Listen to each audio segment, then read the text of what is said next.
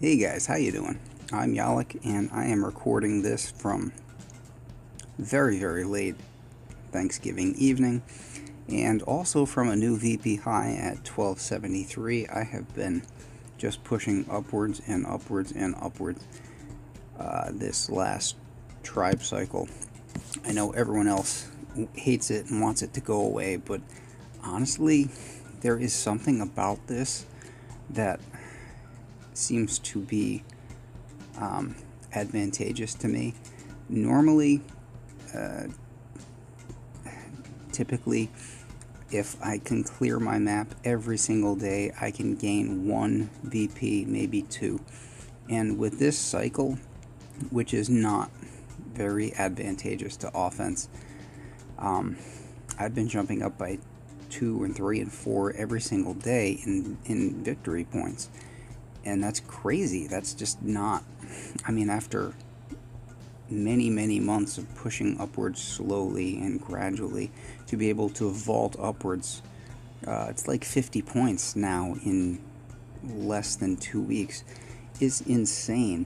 And, you know, I don't quite know what to attribute that to. Yes, everybody, I mean, the defensive players benefit by having the HQ health, but I feel like there's something to be said down here for, the lack of an overpowering offensive boost. And, the defensive players, as much as they benefit from this stuff up top, and we don't, we meaning offensive players, they can still benefit from the stuff down the bottom. A defensive player can get headquarters health 75%, but they could also have Zuka health, or not Zuka health, excuse me, Zuka damage, or rifleman damage, or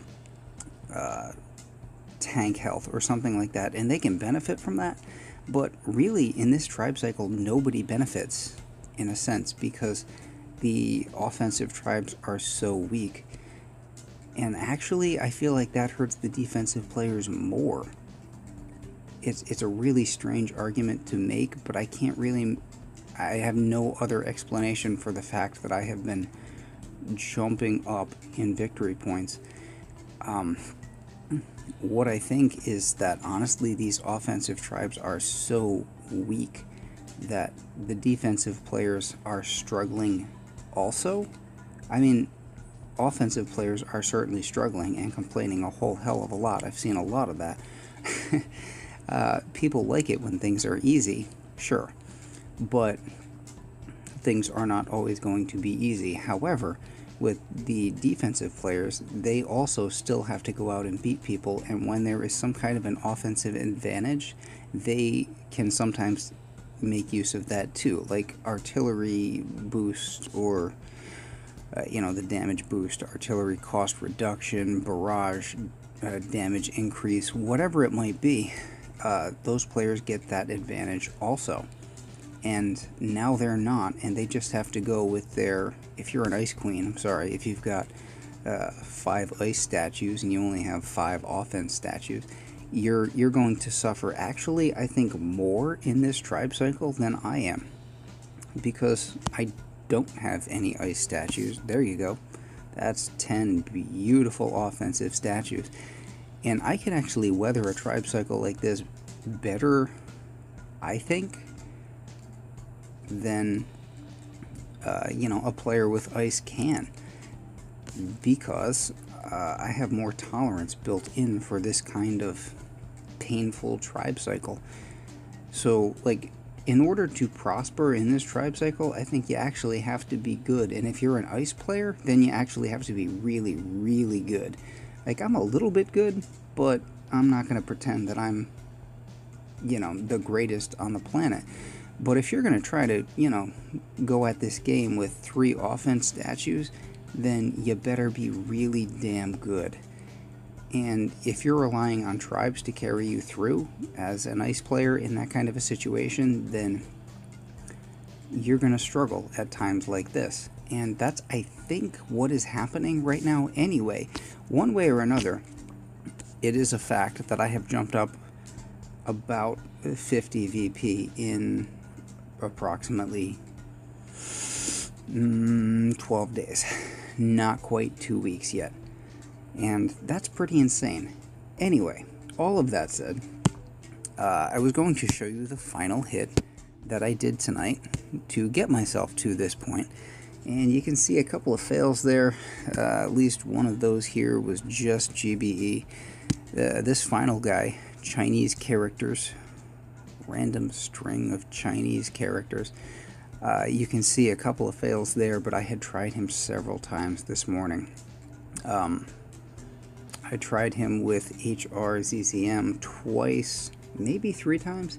I know I tried with Sparky and Critters, and I know I tried with Sparky and Remote Hack at least a couple times. I thought about trying with Bullitt and Taunt. I don't think I actually did. So at least 3 fails on this guy this morning, and another fail there, that was just GBE, and another pure fail with troops here. And I was so annoyed because I could see a new VP high in sight. This is the last thing on my map at the end of the evening. After this, I go to bed, and I just wanted to beat the guy. And I had an idea. Luckily, it worked out. But yeah, more than a few tries. Actually, I had been at this guy. He has a shield generator. There it is. Yeah, that's a 3 right back there. And I had been at him thinking that he was a 4-4. I just now noticed, just before I made this video, there's also a 5th blue statue lit up over there, so he was actually a 5-5. Didn't even know that. Just knew that he had beastly health on everything and damage and stuff. But yeah, I had just been looking at those. Didn't even realize exactly how much ice this guy had. Anyway, I had been trying to approach him with HRZZM from here, like this corner of the base, and things were not working out as I had hoped. The 2 blasters there, gotta give him credit. That is actually, twin blasters is nasty for quite a few different troop combinations. It's a very good defensive approach. Plus the shield to the back of the base. Now, to be honest with you, I had tried... all his mines are up front, so I had thought there might be a chance with warriors unboosted, so I tried like piecing out the GBE earlier, so I did an attack for that. It wasn't going to work unboosted. Boosted, this would have been a very, very easy warrior hit, because you just, clear the mines up here with a barrage, clear these 2 mines together with an artillery. You've got a straight run to the back of the base, you throw some critters behind yourself, 2 swings, take out the shield generator, and then back to the HQ. Pretty easy. But the problem with that is that you need GBE, and I'm not boosting today because I double dipped on an op yesterday, and I'm going to double dip on operations tomorrow, but today I have no boost going. So if I want to beat this guy, and I very, very badly want to beat this guy before the night ends, gonna have to figure out how to do that without a boost going. And I did finally figure something out, and you're about to watch that. So what I eventually figured out, now again, giving this guy credit, the twin blasters in the shield, fantastic. The boom cannons all around the HQ, everything is spread so it really can't be value shocked. It's a nice base layout. The 3 rocket launchers to the back of the base, very hard to get to and all spread out, good layout. The 2 shock launchers near the HQ, but also spread out sufficiently so that nothing can be value shocked, good layout. But what I noticed is that there is a deficiency here, and it's right towards the front of the base. He has defenses there, but they're mainly one-hitters. He has a flamethrower here and here, but they don't really range this spot, and that was making me think Heavy-Zuka, and that really left just this mortar towards the front of the base. If I use Bullet and if I use Taunt, that occupies most of the middle of this base. And I believe the HQ health was around 1.2 or 1.4. I couldn't be exact with you on that. I did it out earlier, but I forget. But you know, that really wasn't the big concern. The big concern was how to get myself this, like, to carve out the space in order to bring this down. Hadn't calculated out like the Zuka shots per second or anything like that, or the time it would take. Just I wanted space, and I figured out how to get space because this mortar had to go.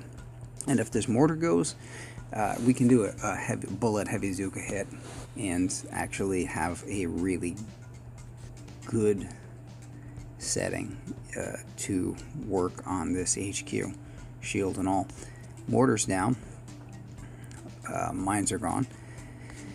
And since he doesn't have, well, I mean, all of his rockets and stuff are to the back of the base, we have a nice, easy flare landing from the beach to get everybody gathered up and walking in a nice path.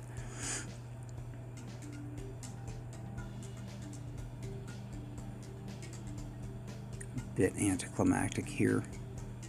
Not super exciting, but, you know, it gets better.